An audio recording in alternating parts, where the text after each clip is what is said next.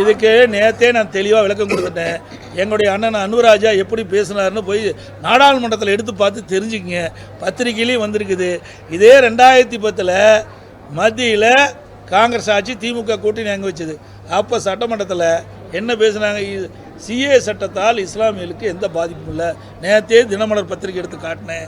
2020 hello FM அந்த இதில் பேட்டி கொடுக்கும்போது இந்த சிஏ சட்டத்தால் இந்த பொதுச் செயலாளர் திமுகவுடைய பொதுச் செயலாளர் அந்த பேட்டியில் கொடுக்கும்போது சிஏ சட்டத்தால் இஸ்லாமிய பாதிக்கப்பட மாட்டால் பேட்டி கொடுத்துருக்குறாங்க.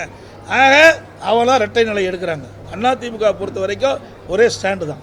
சார், இப்போ இன்னைக்கு காலையில் மன்சூர் அலிகான் அவர்கள் அதிமுக அலுவலகத்தில் வந்து பேச்சுவார்த்தை நடத்தினாரு. அதை பற்றி அவர் எங்களுக்கு ஆதரவு கொடுக்குறேன்னு சொல்லியிருக்காரு. அனைத்து இந்திய அண்ணா திராவிட முன்னேற்ற கழகத்திற்கு ஆதரவு கொடுக்குன்னு சொல்லியிருக்காரு.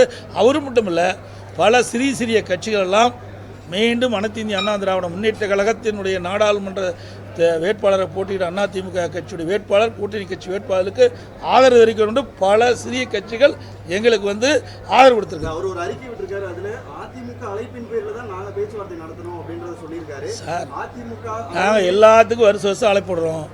அதில் அவரும் அதை ஏற்று வந்திருக்காரு. அவ்வளோதான். இல்லை, நேற்று அவருடைய கட்சி ஆரம்பித்து 1 மாதம் கூட ஆகலை சார். ஆகுதே இல்லையாங்கிறது எங்களுக்கு சப்போர்ட் பண்ண தப்பு இல்லையே. எல்லாமே வெற்றி பெறுவதுக்கு தானே அந்த நம்ம கூட்டணி கட்சிகள்லாம் ஆதரவு கொடுக்குது. அந்த அடிப்படையில் எங்களுடைய வெற்றி வாய்ப்புக்கு அவரும் உதவுன்னு சொல்கிறாரு. அதில் என்ன தவறு இருக்குது? இடம்பெறுங்கிறது வேறங்க, ஆதரவு தான் தெரிவிக்கிறாரு. நிறைய சிறு கட்சிகள் நிறைய ஆதரவு கொடுக்குது. அதுலேயும் அவர் ஒருவர். எல்லாம் உங்களுக்கு தெளிவாகப்படுத்தப்படும். கூட்டணி அனைத்து இந்திய அண்ணா திராவிட முன்னேற்ற கழகம் முழுமையான கூட்டணி அமைத்த பிறகு உங்களை எல்லாம் அழைத்து எந்தெந்த கட்சிக்கு எவ்வளவு தொகுதி, அண்ணா திமுக எவ்வளவு தொகுதி போட்டியிடும் என்று தெளிவுபடுத்த வேண்டும். வரும் 4 என்ன தேதியே அறிவிக்கலையே. எப்போ தேதி வருதே தெரியலையே. போகட்டும். என்ன இருந்தாலும் தேதி அறிவிச்ச பிறகு தானே தேர்தல் நடக்கும். தேர்தல் அறிவிக்கலையே.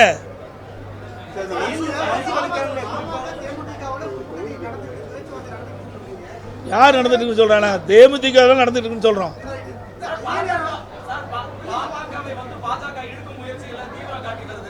சார், இதெல்லாம் நீ அந்தந்த கட்சியில் போய் கேட்கணும்.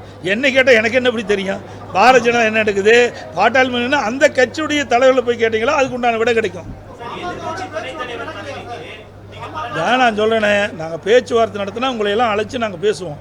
தேமுதிகவோட பேச்சுவார்த்தை நடத்தினா உங்களை அழைச்சி பேசுவோம்.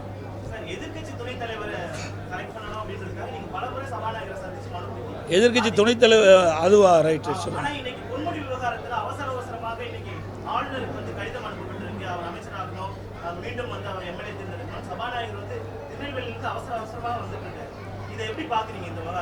எனக்கு இன்னும் அவரே என்ன முடிவு பண்ணல. நீங்களா ஒரு முடிவு பண்ணிக்கிட்டீங்க. நான் எம்எல்ஏவுக்கு தகுதி இருக்குதா இல்லை என்று சட்ட வல்லுநருடன் கலந்து ஆலோசித்து தெரிவிக்கணும் தான் சொல்லியிருக்காரு. நீங்கள் உடனே சட்டமன்றம் கொடுத்த மாதிரியும் உடனே வந்து மேதக ஆளுநருக்கு அனுப்பிச்ச மாதிரியும் நீங்களே ஒரு கற்பனை பண்ணி சொன்னால் அதுக்கு என்ன பதில் சொல்ல முடியும்? அது எனக்கு தெரியல.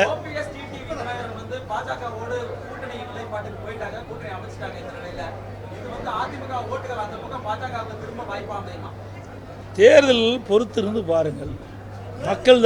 தேர்தலில் மக்கள் தான் எஜமானர்கள். யார் வெற்றி பெறுவார்கள் அவர்களுக்கு வாக்களிப்பார்கள்.